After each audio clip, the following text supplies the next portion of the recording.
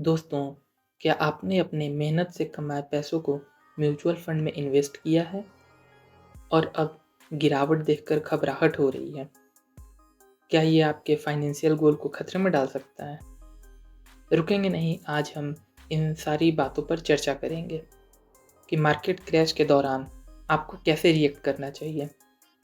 ये video specially Motilal Oswal mutual fund investors के लिए है। जब मोतीलाल ओसवाल म्यूचुअल फंड नीचे गिरने लगे तो हमें क्या करना चाहिए?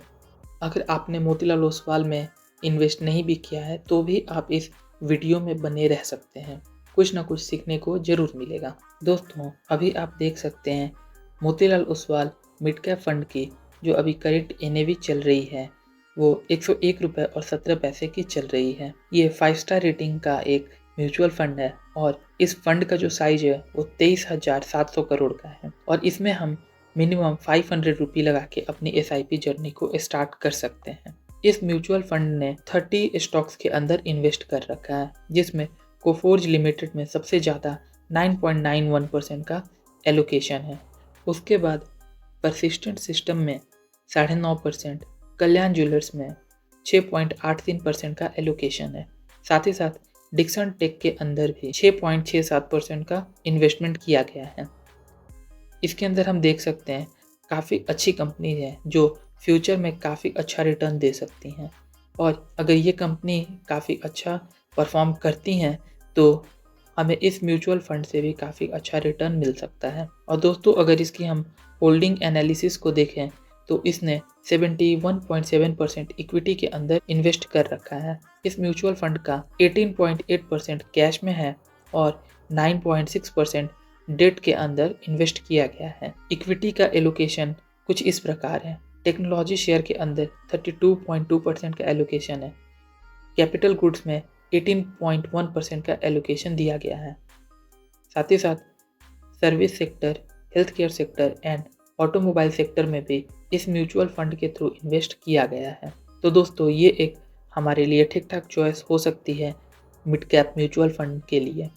मोतीलाल ओसवाल फ्यूचर में हमें काफ़ी अच्छा रिटर्न दे सकता है। अगर हम पिछले 3 साल को देखें तो इसने हर साल 28.83% के हिसाब से हमें रिटर्न दिया है और अगर पिछले 5 सालों को देखें तो इसने एनुअली 30% से भी ज़्यादा का रिटर्न दिया है। तो दोस्तों, हम अपने रिस्क टेकिंग कैपेबिलिटी के हिसाब से म्यूचुअल फंड के अंदर इन्वेस्ट कर सकते हैं। ये एक रिकमेंडेशन नहीं है, लेकिन अगर आपको स्मॉल कैप के अंदर देखना है तो ये एक अच्छा चॉइस हो सकता है। लेकिन कोई भी इन्वेस्टमेंट डिसीजन लेने से पहले अपने फाइनेंशियल एडवाइजर की राय ज़रूर ले लें। ये बस एक एजुकेशनल पर्पस से बनाया गया वीडियो है। इसके अंदर हम Motilal Oswal mid cap fund की कोई प्रमोशन नहीं कर रहे हैं। तो दोस्तों, आज हम जानेंगे कि अगर इस फंड में गिरावट आए तो क्या सही कदम उठाने चाहिए ताकि आप शॉर्ट टर्म मार्केट फ्लक्चुएशन से घबराएं नहीं, बल्कि स्मार्ट डिसीजन लेकर लॉन्ग टर्म वेल्थ क्रिएट कर पाएं। मार्केट में गिरावट डराने वाली ज़रूर होती है, लेकिन क्या आपको पता है कि ये एक टेम्पररी फेज़ होता है। म्यूचुअल फंड्स में, खासकर मिड कैप म्यूचुअल फंड्स में, जैसे कि Motilal Oswal mid cap fund, short term volatility face ज़रूर करते हैं, लेकिन हिस्ट्री ये दिखाती है कि जिन लोगों ने पैनिक सेलिंग नहीं की है उन्हें लॉन्ग टर्म में काफ़ी अच्छे रिटर्न्स मिले हैं। हमें एक और बात ध्यान रखनी होती है कि गिरावट का मतलब लॉन्ग टर्म नुकसान नहीं होता, ये सिर्फ मार्केट साइकिल का हिस्सा है। मार्केट गिरावट के समय सबसे बड़ी गलती क्या होती है? Fear of missing out, FOMO, और डर के कारण जल्दबाजी में सेलिंग करना, ये एक बड़ी गलती मानी जाती है। लेकिन हिस्ट्री ये बताती है कि गिरावट के बाद रिकवरी ज़रूर होती है। एग्जाम्पल, 2020 में मार्केट क्रैश हुआ था कोविड की वजह से, लेकिन उसके बाद हमें जोरदार रिकवरी भी देखने को मिली।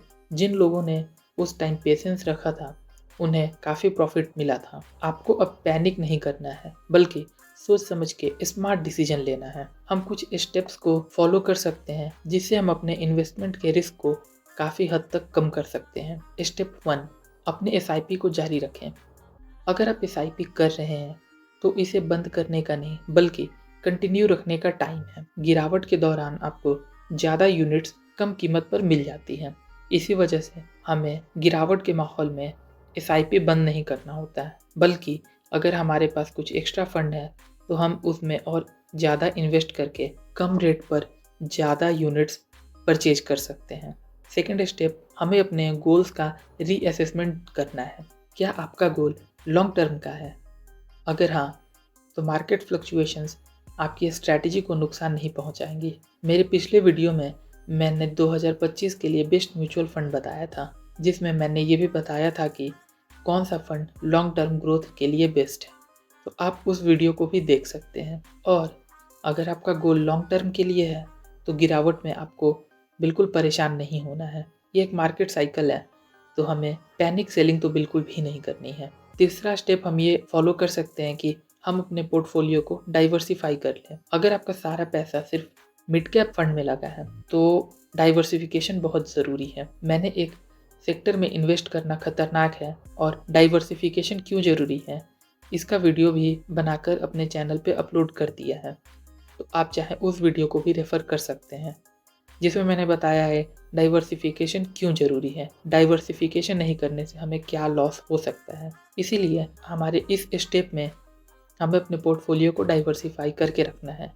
Large cap, small cap, mid cap और डिफरेंट सेक्टर्स में भी इन्वेस्ट करना है, ताकि जो रिस्क है वो स्प्रेड हो जाए। मार्केट गिरने का मतलब है कि आपको वेल्थ क्रिएशन का एक बड़ा मौका मिल रहा है। इमेजिन करें, अगर आप गिरावट के समय इन्वेस्ट करते हैं तो रिकवरी के समय आपका पोर्टफोलियो कितना तेज़ी से बढ़ेगा। हम एग्जाम्पल से भी देख सकते हैं कि जिन लोगों ने 2020 के क्रैश में पैनिक सेलिंग नहीं किया था और वो अपनी एसआईपी को कंटिन्यू करके रखे हुए थे, तो रिकवरी के टाइम काफ़ी अच्छा रिटर्न देखने को मिला। सीधी सी बात है, जो लोग पैनिक में सेल कर देते हैं वो रिकवरी का हिस्सा नहीं बन पाते। अगर आप अब पैनिक में एग्जिट करेंगे तो आप रिकवरी का फ़ायदा नहीं उठा पाएंगे। इसीलिए जल्दी डिसीजन नहीं लेना है, हमें स्मार्ट डिसीजन लेना है। जैसे मैंने म्यूचुअल फंड से करोड़पति बनने का एक सीक्रेट भी बताया था, और उसमें मैंने ये कहा था कि पेशेंस और लॉन्ग टर्म होल्डिंग ही आपको अमीर बना सकती है। तो दोस्तों, हमें पेशेंसली काम करना है और स्मार्ट डिसीजन लेना है। एक रियल लाइफ एग्जांपल ले लेते हैं। अगर आपने 2020 के डिप में इन्वेस्ट किया होता तो रिकवरी के टाइम आपको काफ़ी अच्छे रिटर्न्स मिले होते।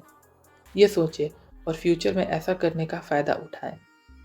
मोतीलाल ओसवाल फंड में इन्वेस्ट करने और एसआईपी जारी रखने वालों का लॉन्ग टर्म में अच्छा खासा प्रॉफिट हो सकता है।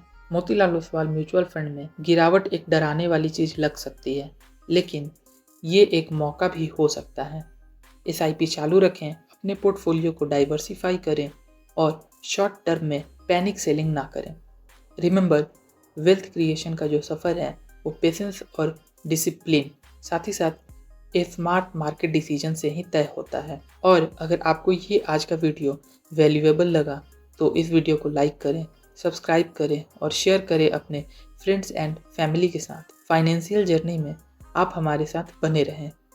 हम ऐसे ही इंफॉर्मेटिव और पावरफुल वीडियोस लाते रहेंगे। तो दोस्तों, मिलता हूँ एक नए वीडियो में कुछ नए टॉपिक्स के साथ। तब तक के लिए हैप्पी इन्वेस्टिंग।